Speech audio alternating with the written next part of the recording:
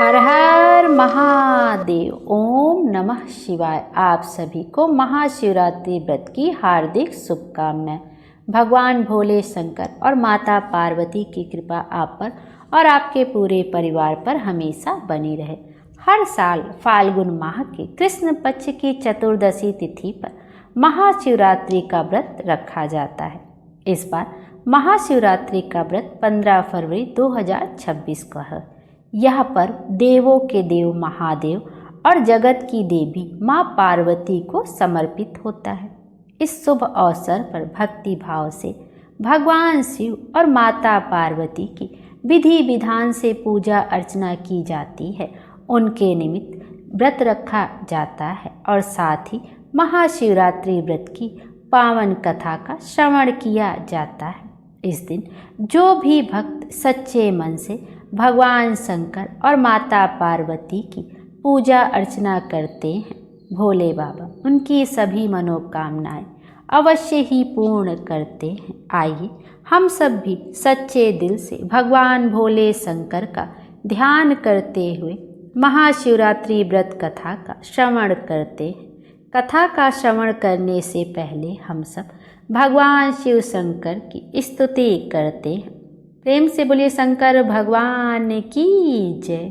शीस गंग अर्धांग पार्वती सदा विराजत कैलासी, नंदी भृंगी नित्य करत है गुण भक्त शिव की दासी। शीतल मद सुगंध पवन बहे बैठे हैं शिव अविनाशी। करत गान गंधर्व सप्त सुर राग रागनी सब गासी। अक्षरक्ष भैरव जह डोलत बोलत हैं अनेक वासी। कोयत शब्द सुनावत सुंदर भ्रमत करत है गुजासी। कल्प वृक्ष अरु पारिजात लग रहे हैं लच्छासी। सूर्य कांति सम पर्वत शोभित चंद्र कांति नौमी मासी। छवो ऋतु नित फलत फूलत पुष्प चढ़त बरसासी। देव मुनि जन की भीड़ पड़त निगम रहत जो नित्य गासी। ब्रह्मा विष्णु जाको ध्यान धरत हैं कछु शिव हमको परमासी। रिद्धि सिद्धि के दाता शंकर सदा आनंदित सुख राशि। जिनके सुमिरन सेवा करते टूट जाए यम की फांसी। त्रिशूल फरसा का ध्यान निरंतर मन लगाए कर जो ध्यासी। दूर करे विपदा शिव जिनकी जन्म सफल शिव पद पाशी। कैलासी काशी के वासी अविनाशी सुध मेरी लीजो। सेवक जान सदा चरणन को अपनी जान दरस दीजो। तुम तो प्रभु सदा सयाने अवगुण मेरे सब ढकियो। सब अपराध क्षमा कर शंकर किंकर की विनती सुनियो। शीस गंग अर्धांग पार्वती सदा विराजत कैलासी। नंदी भृंगी नित्य करत हैं गुण भक्त शिव की दासी। शीस गंग अर्धांग पार्वती सदा विराजत कैलासी। बोलिए भगवान शंकर की जय। आइए अब महाशिवरात्रि व्रत की पावन कथा का श्रवण करते हैं। महाशिवरात्रि व्रत कथा। पौराणिक कथा के अनुसार एक बार चित्रभानु नामक एक शिकारी था। पशुओं की हत्या करके वह अपने परिवार का पेट पालता था। एक बार वह एक साहूकार का ऋणी बन गया, लेकिन ऋण समय पर ना चुका सकने पर क्रोधित साहूकार ने उसको शिव मठ में बंदी बना लिया। जिस दिन बंदी बनाया संयोग से उस दिन शिवरात्रि थी। बंदी रहते हुए वह शिकारी मठ में शिव संबंधित धार्मिक बातें सुनता रहा। वहीं पर उसने शिवरात्रि व्रत की कथा भी सुनी। संध्या होने पर साहूकार ने उसे बुलाया और ऋण चुकाने के लिए पूछा। तब शिकारी ने अगले दिन सारा ऋण चुका देने का वचन दिया। साहूकार ने उसकी बात मान ली और उसे छोड़ दिया। शिकारी जंगल में शिकार करने के लिए निकला, लेकिन दिन भर बंदी गृह में रहने के कारण वह भूख और प्यास से अति व्याकुल था। सूर्य अस्त होने पर वह एक जलाशय के पास गया और वहीं घाट के किनारे एक पेड़ पर थोड़ा सा जल पीने के लिए लेकर चढ़ गया, क्योंकि उसे पूरा विश्वास था कि कोई न कोई जानवर अपनी प्यास बुझाने के लिए यहाँ जरूर आएगा। जिस पेड़ पर वह चढ़ा हुआ था वह बेलपत्र का पेड़ था और इसी पेड़ के नीचे शिवलिंग भी था, जो कि उस समय सूखे बेलपत्रों से ढके होने के कारण दिखाई नहीं दे रहा था। शिकारी को भी इस बात का पता नहीं चला। वह भूख और प्यास से थका हुआ था तो उसी मचान पर बैठ गया। मचान बनाते समय उसने जो टहनियाँ तोड़ी वह संयोग से शिवलिंग पर जाकर गिर गई। इस प्रकार दिन भर भूखे प्यासे शिकारी का व्रत भी हो गया और शिवलिंग पर अनायास उससे बेलपत्र भी चढ़ गए। एक पहर रात बीत जाने पर एक गर्भणी हिरनी तालाब पर पानी पीने पहुंची। शिकारी ने धनुष पर तीर चढ़ाकर जैसे ही उसकी प्रत्यंचा खींची कि उसके हाथ के धक्के से कुछ पत्ते और थोड़े से जल की कुछ बूंदें भी नीचे शिवलिंग पर गिर गई और अनजाने में ही शिकारी के पहले पहर की पूजा भी हो गई। और वह गर्भणी हिरनी कहने लगी कि हे शिकारी, मैं गर्भणी हूँ, शीघ्र बच्चे को जन्म देने वाली हूँ। तुम एक साथ दो जीवों की हत्या करोगे, जो बिल्कुल ठीक नहीं है। मैं बच्चे को जन्म देकर जल्द ही तुम्हारे सामने आ जाऊंगी, तब तुम मुझे मार लेना। सुनकर शिकारी को उस पर दया आ गई और उसने अपने धनुष की प्रत्यंचा ढीली करके रख दी।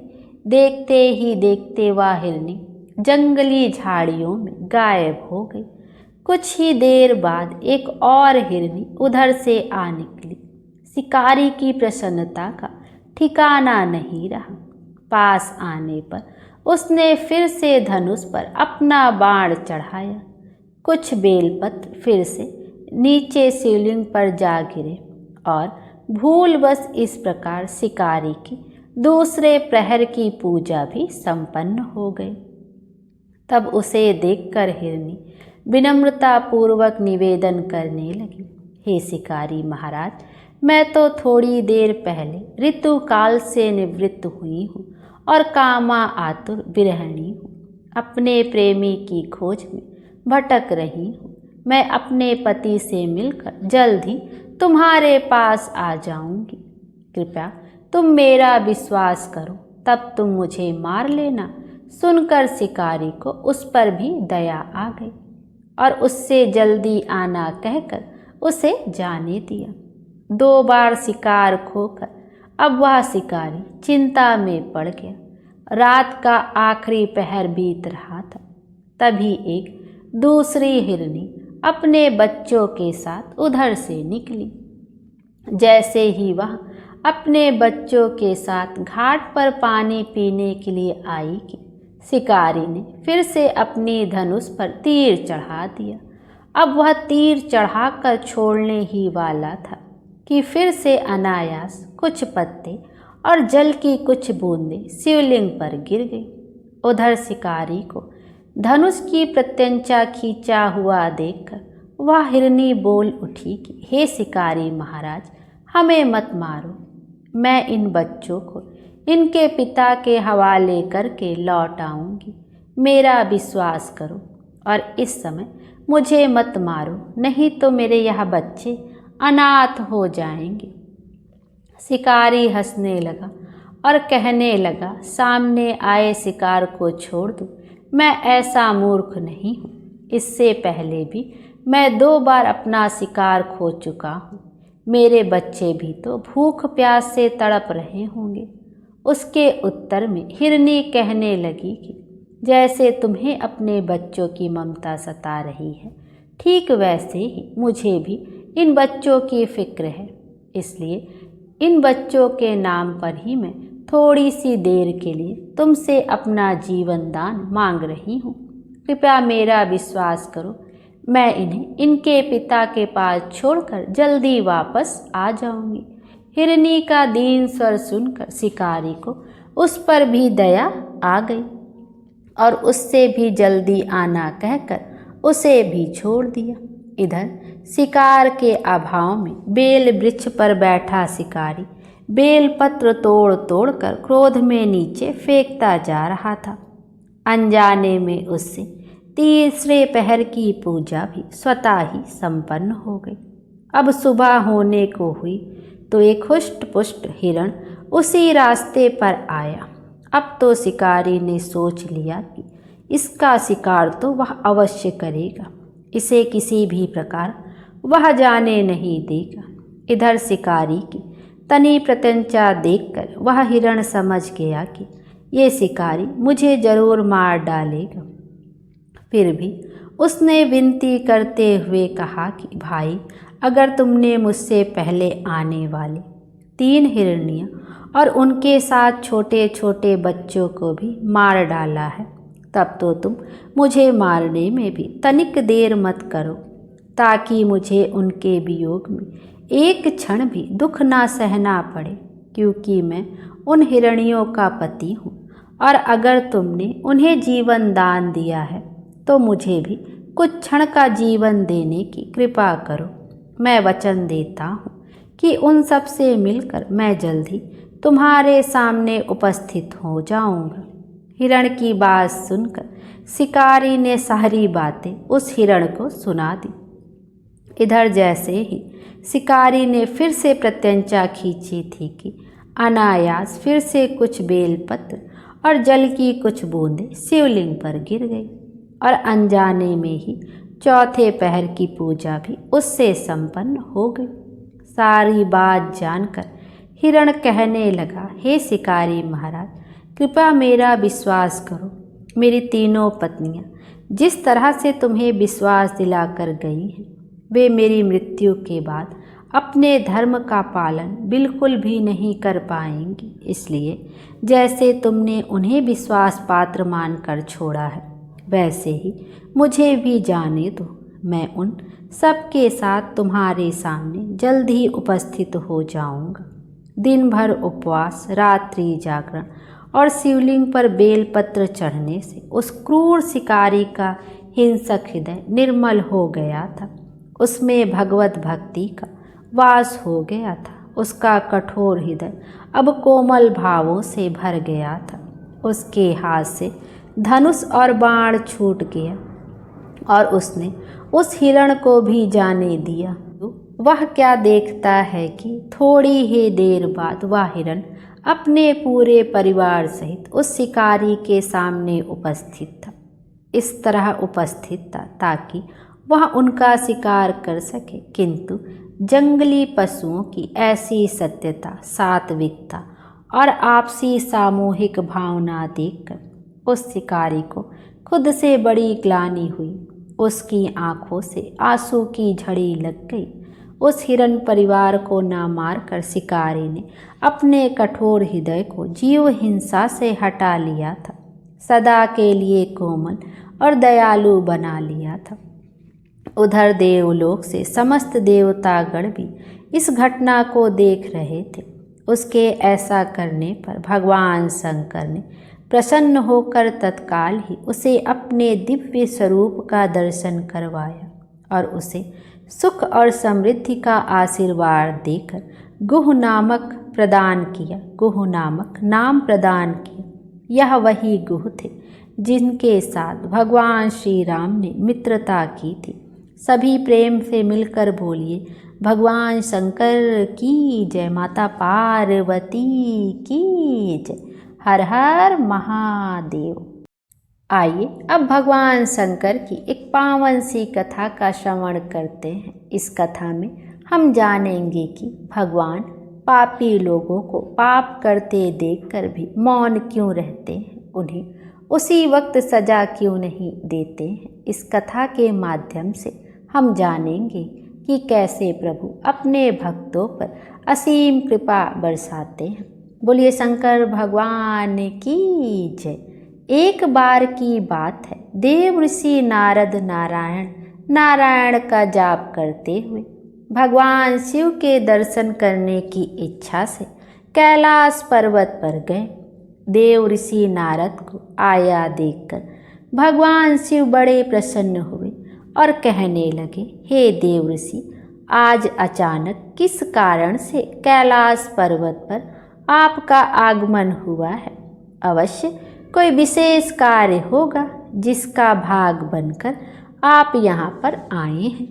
तब नारद ऋषि कहने लगे, हे भोलेनाथ, आप तो अंतर्यामी हैं, भला आपसे कोई बात कैसे छुपी रह सकती है? हम यहाँ पर किस लिए आए हैं आपको भली भांति पता है। फिर भी यदि आप पूछ रहे हैं तो हे प्रभु, आज मेरे मन में एक शंका उठ रही है। उसी शंका का समाधान करने के उद्देश्य से मैं आपके पास आया हूँ। प्रभु कृपया मेरी इस शंका का समाधान कीजिए। भगवान शंकर कहते हैं, हे नारद, तुम्हारे मन में जो भी शंका हो, जो भी जिज्ञासा हो, निसंकोच होकर कहो।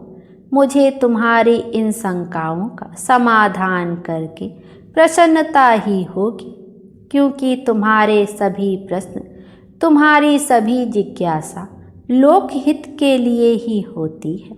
तब देव ऋषि नारद ने भगवान से पूछा, प्रभु पापी लोगों को पाप करते देखकर भी भगवान चुप क्यों रहते हैं? उन्हें उसी समय दंड क्यों नहीं देते? भगवान शिव कहते हैं, देव ऋषि नारद जी, आपने समस्त मानव जाति के कल्याण हेतु बहुत अच्छा प्रश्न किया है, जो मैं इस प्रश्न का उत्तर अब एक छोटी सी कथा के माध्यम से आपको देता हूँ। इसलिए आप इस कथा को ध्यान से और मन लगाकर सुनना। जो भी मनुष्य इस कथा को ध्यान से श्रवण करता है, वह अपने जीवन काल में कभी किसी बात को लेकर कभी कोई पश्चाताप नहीं करता। वह मनुष्य पाप रहित हो जाता है। ऐसा मनुष्य जान जाता है कि पापी लोगों को पाप करता देखकर भी भगवान मौन क्यों रहते हैं। अब भगवान शिव देव ऋषि नारद को कथा सुनाना प्रारंभ करते हैं। भगवान शिव कहते हैं, देव ऋषि, प्राचीन समय की बात है, एक जंगल में मोर और मोरनी का जोड़ा रहा करता था। वह दोनों पति पत्नी एक दूसरे से बड़ा प्रेम करते थे, एक दूसरे का बहुत आदर सम्मान करते थे। इस तरह उनका जीवन बड़े सुख और आराम से कट रहा था। उनके जीवन में कभी किसी प्रकार का कोई दुख नहीं था। फिर एक दिन की बात है कि मोरनी अपने पति मोर से कहने लगी कि सुनो जी, भगवान की जिंदगी कितनी सुखी है, कितनी आराम भरी है ना, क्योंकि इनका काम तो सिर्फ दुनिया को चलाना होता है और वह तो बैठे बैठे ही पूरी दुनिया को चलाते हैं। उन्हें तो कोई मेहनत का काम नहीं करना पड़ता है और उन्हें उनके भक्त अच्छे अच्छे भोग भी लगाते हैं। उन्हें अच्छे अच्छे पकवान भी खाने को मिल जाते हैं। उन्हें तो खुद से पकवान भी नहीं बनाने पड़ते। और दूसरी ओर देखो, हमारा जीवन कितना मुश्किलों से भरा है। हम रोज़ अपना दाना पानी लोगों से छुप छुप कर जंगल में ढूंढते हैं। प्रिय श्रोताओं, मोरनी की बात सुनकर मोर कहने लगा, प्रिय ऐसा नहीं है, भगवान का काम बहुत कठिन है। भगवान को यह पूरी सृष्टि चलाने के लिए बहुत मेहनत करनी पड़ती है, कण कण का ध्यान रखना पड़ता है। मैं तुम्हें इसके बारे में एक कथा सुनाता हूँ। उस कथा को तुम सुन के समझ जाओगी कि भगवान का काम कितना कठिन होता है। तब तुम्हें मेरी यह सारी बातें समझ में आ जाएगी। सुनो, अब उस कथा को ध्यानपूर्वक सुनो। एक बार की बात है, एक गांव था। उस गांव में भगवान शिव का एक बहुत ही सुंदर मंदिर बना हुआ था। उस मंदिर के पास में ही छोटा सा भगवान भोलेनाथ का शिवलिंग भी था। उस मंदिर की देखभाल करने के लिए उसी गांव का भोला नाम का एक व्यक्ति सेवा में लगा हुआ था, जो सुबह शाम मंदिर की साफ सफाई किया करता और दोनों समय स्नान ध्यान करने के बाद भगवान के मंदिर में दीप जलाकर पूजा करता था। वह आदमी बहुत गरीब था और बहुत दुखी था। मंदिर में आने वाले श्रद्धालुओं के द्वारा उसे जो कुछ भी दान दक्षिणा मिल जाती थी, उसी से वह अपने परिवार का गुजारा किया करता था। मंदिर में काम करते करते वह अपनी जिंदगी से जुड़ी हुई सभी परेशानियों की शिकायत भगवान की मूर्ति के सामने खड़ा होकर करता रहता था। कभी शिवलिंग के समीप तो कभी भगवान शिव की प्रतिमा के पास जाकर, कभी वह अपने घर की बातें, परिवार की बातें भगवान से कहता, तो कभी दुनियादारी की बातें किया करता। अब मोर आगे कहता है कि एक दिन की बात है, वह भगवान भोलेनाथ के शिवलिंग के सामने खड़ा होकर दोनों हाथ जोड़कर कुछ शिकायतें कर रहा था कि हे भगवान, आपकी ज़िंदगी कितनी आरामदायक है। आप तो बस मंदिर में एक जगह आराम से बैठे रहते हैं और चुपचाप लोगों की प्रार्थनाएं सुनते रहते हैं। कोई आपको लड्डुओं का भोग लगा जाता है, कोई प्रसाद चढ़ा जाता है और तरह तरह की मिठाइयाँ और पकवान भी आपको यहीं बैठे बैठे खाने को मिलते रहते हैं। आपका जीवन कितना आसान है और प्रभु, मेरी ज़िंदगी देखो कितनी कठिन है। मेरी छोटी सी ज़िंदगी है, उसमें आपने हजारों तरह के दुख भर दिए हैं और हजारों तरह की परेशानियां मुझे आप दे रहे हैं। मैं दिन भर कड़ी मेहनत करता हूँ, तब कहीं 2 समय का खाना मैं अपने और अपने परिवार के लिए जुटा पाता हूँ। और दूसरी तरफ पापी और पाखंडी लोगों को देखो, दिन रात बुरे कर्मों में लिप्त रहते हैं, फिर भी बड़े मौज की ज़िंदगी जी रहे हैं। उन्हें किसी बात की कोई चिंता ही नहीं। भगवान, अगर मेरी जिंदगी भी आपकी तरह हो जाती तो मेरा जीवन कितना खुशहाल हो जाता। तभी अपने उस भक्त की ऐसी बातें सुनकर भगवान से भी रुका नहीं गया और वह उसे शिवलिंग से तुरंत ही त्रिभुज रूप में अपने नंदी के साथ प्रकट हो गए और कहने लगे, हे पुत्र, तुम जो सोच रहे हो गलत सोच रहे हो। तुम जो सोच रहे हो और जैसा सोच रहे हो वैसा बिल्कुल नहीं है। दूर से देखने पर सबका जीवन अपने जीवन से अच्छा और दूसरों का जीवन बुरा ही दिखाई देता है।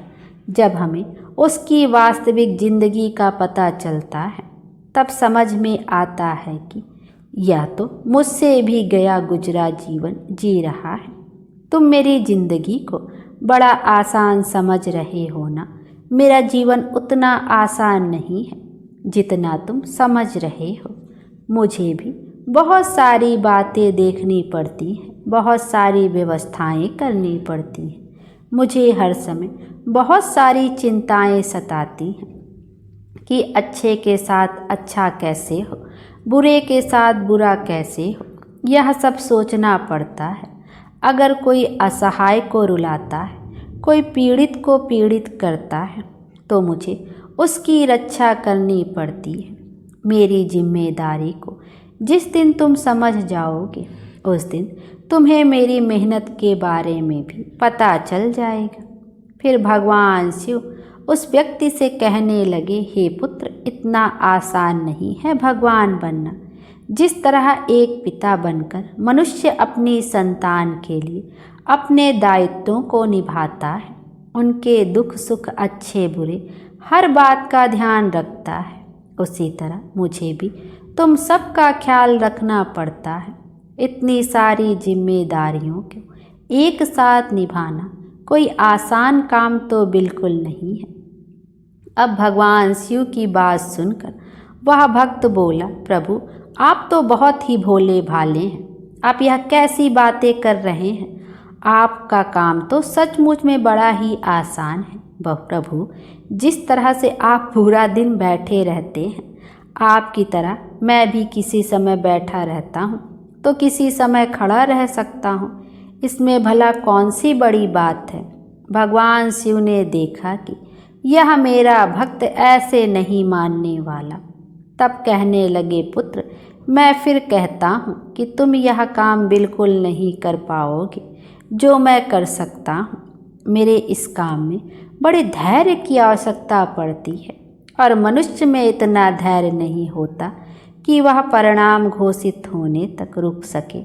मनुष्य के अंदर यह कमजोरी होती है कि वह थोड़ा सा सुख पाता है तो घमंड से भर जाता है और जरा से भी दुख आ जाए तो टूट कर बिखर जाता है। फिर वह भक्त बोला कि प्रभु अच्छा, अगर ऐसी ही बात है तो आप मुझे बस एक दिन के लिए अपनी जिंदगी जी लेने दीजिए, फिर आप जैसा कहेंगे मैं वैसा ही करूँगा।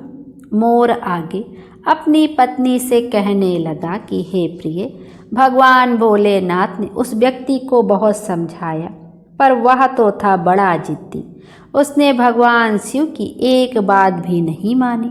फिर भगवान भोलेनाथ ने भी सोचा कि चलो इसे एक दिन के लिए अपनी जिंदगी दे ही देता हूँ। कुछ लोगों पर उपदेशों की बातों का कोई असर नहीं होता है, वह संसार की ठोकर खाने के बाद ही सही राह पर आते हैं।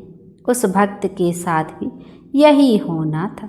फिर भगवान शिव ने कहा कि बेटा ठीक है, मैं तुम्हें एक दिन के लिए भगवान बना देता हूँ और जैसी जिंदगी मैं जीता हूँ फिर देखना कि तुम उस जिंदगी में क्या करते हो और मैं भी देखता हूँ कि तुम मेरा काम किस ढंग से करते हो। भगवान शिव कहते हैं, और हाँ, मेरी ज़िंदगी जीने के लिए तुम्हें कुछ शर्तों का पालन भी करना होगा।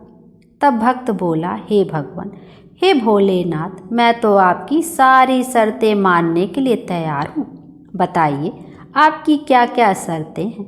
तब भगवान शिव कहने लगे, हे पुत्र, तुम ध्यान से सुनो। मंदिर में बहुत सारे लोग आएंगे, जिसमें से अच्छे लोग भी होंगे और बुरे लोग भी होंगे, क्योंकि भगवान पर तो सबका एक समान अधिकार होता है।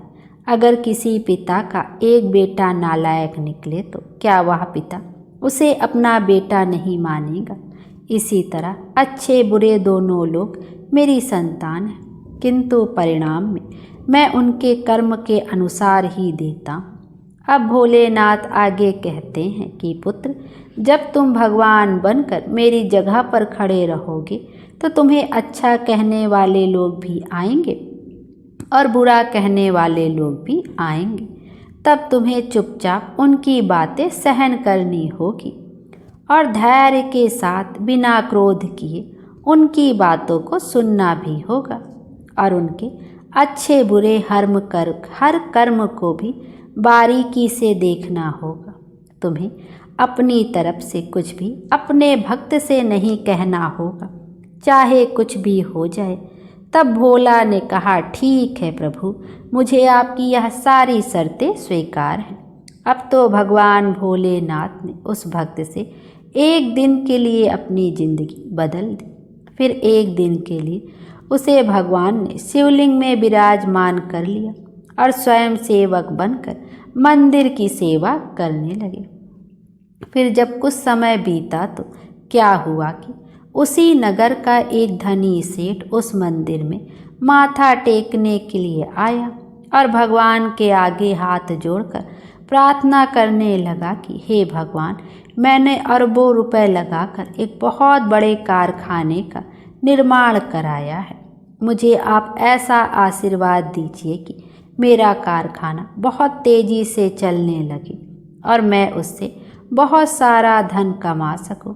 वह सेठ ऐसी प्रार्थना करके माथा टेकने के लिए जब नीचे झुका तो उसकी जेब से पैसों का भरा हुआ बटुआ निकलकर जमीन पर गिर पड़ा, लेकिन सेठ को अपना बटुआ दिखाई नहीं दिया, जिससे वह वहाँ से उठकर जाने लगा। उधर शिवलिंग में विराजमान भगवान शिव का भक्त यह सब देख रहा था। उसने देखा कि अरे, सेठ का बटुआ तो यहीं पर गिर गया है। एक बार तो उसके मन में आया कि क्यों ना वह सेठ को आवाज़ लगाकर उसे कह दे कि तुम्हारा बटुआ यहीं पर गिर गया है। अगले ही क्षण उसे भगवान शिव जी की शर्त याद आ गई, इसलिए वह बिना कुछ बोले वहीं पर विराजमान रहा। भोलेनाथ ने कहा कि चाहे अच्छा हो या बुरा, तुम्हें बिल्कुल नहीं बोलना है। यही सोचकर भगवान बना हुआ वह भक्त चुप रहा। तभी उस मंदिर में एक बहुत ही गरीब आदमी आया और वह भगवान भोलेनाथ के शिवलिंग के सामने खड़ा होकर कहने लगा, भगवान, मैं बहुत गरीब आदमी हूँ। इस गरीबी में बड़े दुख और कष्ट का जीवन जी रहा हूँ।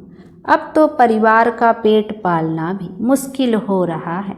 घर पर बीमार माँ है, उसका इलाज कराने के लिए मेरे पास पैसे तक नहीं है।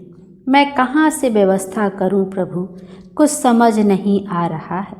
आगे मेरा जीवन कैसे चलेगा प्रभु। आज तो मेरे पास मात्र 10 रुपये हैं। इनसे ना तो एक समय का राशन आ पाएगा और ना ही मेरी दवाई का कुछ हो पाएगा। कृपा कर दो भोलेनाथ, ताकि मेरी ज़रूरतें पूरी हो जाएं। ऐसा कहकर बड़े दुखी मन से वह आदमी जब मंदिर से बाहर जाने लगा, तब भी उसकी नज़र पैसों से भरे हुए एक बटुए पर पड़ी।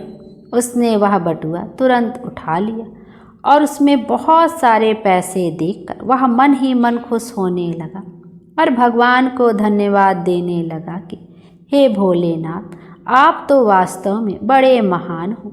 आपने मेरी प्रार्थना इतनी जल्दी सुन ली। अब इन पैसों से मैं अपने परिवार के लिए राशन की व्यवस्था करूँगा, अपनी बीमार माँ का इलाज भी कराऊँगा। फिर उधर भगवान बनकर शिवलिंग में विराजमान भक्त सोचने लगा, अरे यह बटुआ तो उस अमीर सेठ का है और यह गरीब आदमी उसे उठाकर ले जा रहा है। एक बार तो उसके मन में आया कि आवाज़ देकर इसे बता दूं कि यह बटुआ उसका नहीं बल्कि एक सेठ का है जो वह लेकर जा रहा है। लेकिन तुरंत ही उसे भगवान भोलेनाथ की शर्त याद आ गई, इसलिए वह चुपचाप रहा।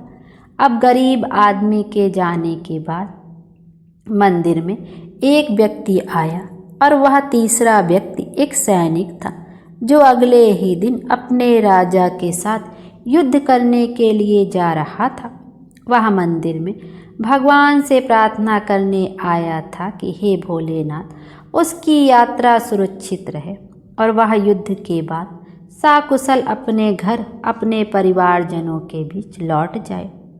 वह सैनिक प्रार्थना ही कर रहा था कि इतने में ही वह व्यापारी अपने कुछ लोगों के साथ मंदिर में आया, जिसका पैसे से भरा हुआ बटुआ मंदिर में गिर गया था। जब सेठ ने उस सैनिक को वहां देखा तो उसने सोचा कि जरूर इसी ने मेरा बटुआ उठाया होगा। तब सेठ के कहने पर सेठ के लोगों ने उस सैनिक को पकड़ लिया और उसे पकड़कर ले जाने लगे।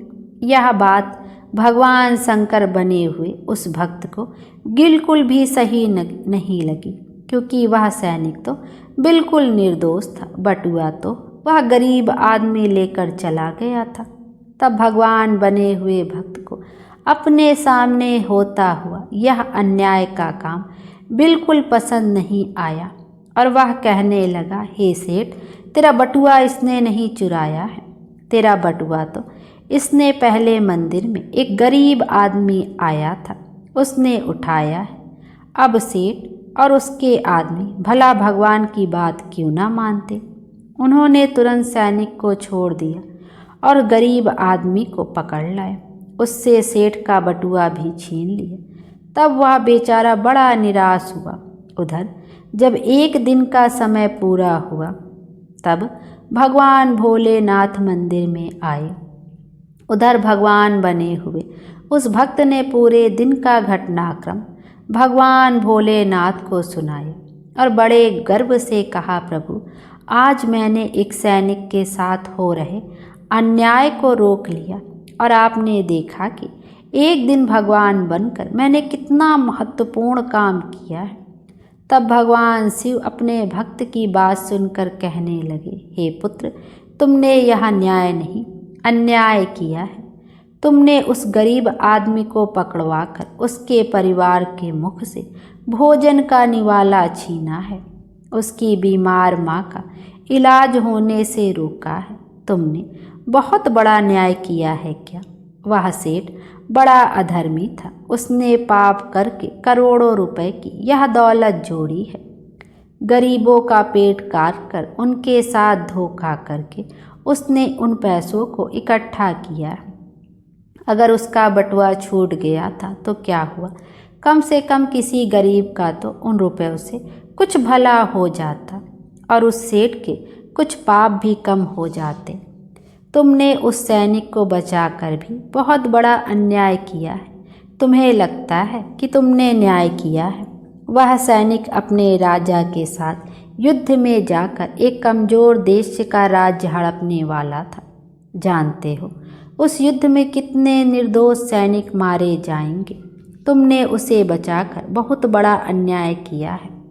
भक्त को भोलेनाथ की इस बात को सुनकर बड़ा पश्चाताप हुआ। तब वह कहने लगा, हे प्रभु, हे भोलेनाथ, मैं तो वही देख पा रहा था जो मेरी आँखों के सामने हो रहा था। उसके पीछे की सच्चाई कुछ और ही होगी, यह मैं नहीं देख पा रहा था। तब भक्त आगे कहने लगा, हे भोलेनाथ, दुनिया को तो सिर्फ आप ही चला सकते हैं, क्योंकि आप जीवन के हर पहलू को अच्छी तरह से देख सकते हैं, विचार कर सकते हैं, क्योंकि आप जो करते हैं वो अच्छा ही करते हैं। गलत तो हम हैं जो जीवन की वास्तविकता को नहीं समझ पाते और उससे पहले ही आप पर दोष लगा देते हैं। जब हमारे साथ कुछ गलत हो रहा होता है या फिर हमारे मन के अनुसार कुछ नहीं होता है तो उस समय हम अपना धैर्य खोकर भगवान को ही दोषी मानने लगते हैं। हम यह नहीं समझ पाते कि हमारे साथ हो रहे गलत काम में भी भगवान की ही कोई न कोई योजना छुपी होती है जो आगे चलकर हमारे लिए ही हितकारी हो सकती है। फिर वह भक्त भोलेनाथ से कहने लगा, भोलेनाथ, मनुष्य की समझदारी इसी में है कि हमें गंभीरता से काम के आगे और पीछे के परिणाम को अच्छे से सोच लेना चाहिए। अगर आपके साथ आपकी मर्जी के अनुसार कुछ भी नहीं हो रहा तो उसे भगवान की मर्जी समझनी चाहिए और आगे भगवान जो करते हैं वो अच्छा ही करते हैं, ऐसा सोचकर सिर्फ और सिर्फ अपने कर्तव्य पर ही ध्यान देना चाहिए। उसके बाद भगवान शिव ने उस भक्त से कहा, हे पुत्र, क्या अब तुम्हें पता चल गया कि भगवान बनना इतना आसान नहीं है? फिर वह भक्त कहने लगा, भोलेनाथ, आप जितने भोले भाले हैं उतनी ही सरलता से लोगों के दुख को भी दूर कर देते हैं और उन्हें ज्ञान भी देते हैं। हे प्रभु, अब मैं समझ गया हूँ कि कुछ भी बनना आसान है, लेकिन भगवान बनना बिल्कुल भी आसान नहीं है। उसके बाद भगवान भोलेनाथ उस भक्त को तथास्तु कहकर वहाँ से सीधा कैलाश पर्वत पर पुनः पहुँच गए। अब भगवान शिव देव ऋषि नारद से कहते हैं, कि मोर अपनी पत्नी से कहने लगा, हे प्रिय, अब बात करते हैं उन 2 कारणों से जिनकी वजह से भगवान पाप होते हुए देखकर भी मौन रहते हैं। पहला कारण तो यह है कि भगवान तब तक आपकी मदद नहीं करेंगे जब तक आप दुनिया वालों पर निर्भर रहोगे। जिस दिन आप खुद पर और भगवान पर पूरी तरह निर्भर हो जाएंगे, उस दिन से वह आपकी सहायता के लिए अवश्य आएंगे। दूसरा कारण है कि भगवान मनुष्य के कर्म भी देखकर चलते हैं कि किस किस को कहाँ कहाँ पर किस किस कर्म का दंड मिलना चाहिए और किस किस कर्म का फल मिलना चाहिए। भगवान हमेशा आपके अगले और पिछले सभी कर्मों को देखकर ही हिसाब करते हैं। अगर आप भगवान के प्रति समर्पित हो गए हैं तो भगवान कभी भी आपके साथ कुछ भी बुरा नहीं होने देंगे। तब देव ऋषि नारद इस कथा को सुनकर बहुत प्रसन्न हुए और कहने लगे, हे प्रभु, आप ही संसार में आदि और अनंत हैं। आज आपने इस कथा को सुनाकर निश्चित ही मेरी शंका का समाधान कर दिया है। प्रभु, आपको बारंबार प्रणाम है। ऐसा कहकर नारायण नारायण कहते हुए देव ऋषि नारद वहाँ से चले गए। प्रेम से बोलिए शंकर भगवान की जय। हर हर महादेव। आइए अब भगवान शंकर की आरती का भी श्रवण करते हैं। ओम जय शिव ओमकारा, प्रभु जय शिव ओमकारा, ब्रह्मा विष्णु सदाशिव अर्धांगी धारा। ओम जय शिव ओमकारा, एकानन चतुरानन पांचानन राजे, हंसानन गरुड़ासन वृषवाहन साजे। ओम जय शिव ओमकारा, 2 भुज 4 चतुर्भुज 10 भुज अति सोहे, त्रिगुण रूप निरखते त्रिभुवन जन मोहे। ओम जय शिव ओमकारा, अक्षमाला बनमाला मुंडमाला धारी, त्रिपुरारी कंसारी करमाला धारी।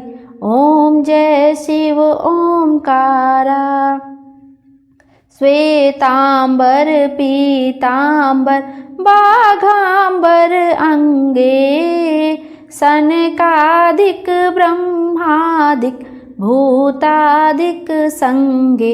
ओम जय शिव ओमकारा, कर के मध्य कमंडल चक्र त्रिशूलधारी, सुखकारी दुखहारी जग पालनकारी।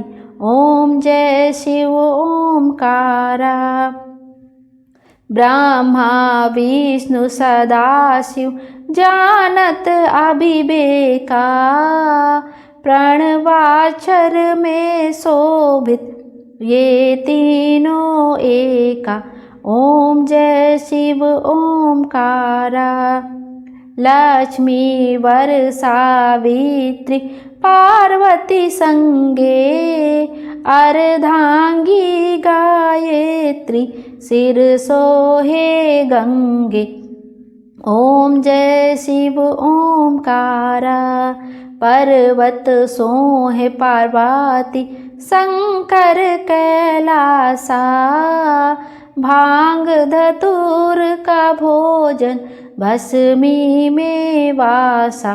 ओम जय शिव ओमकारा, जटा में गंग बहत है गल मुंडन माला, शेष नाग लिपटावत ओढ़त मृग छाला। ओम जय शिव ओमकारा, काशी में विश्वनाथ विराज नंदो ब्रह्मचारी, नित उठ दर्शन पावत महिमा अति भारी। ओम जय शिव ओमकारा। त्रिगुण स्वामी जी की आरती जो कोई नर गावे। कहत शिवानंद स्वामी सुख संपत्ति पावे। ओम जय शिव ओमकारा। बोलिए भगवान शंकर की जय, माता पार्वती की जय। शंकर भगवान हम सब की मनोकामना पूर्ण करें और हमारे जीवन को खुशियों से भर दें। Thank you.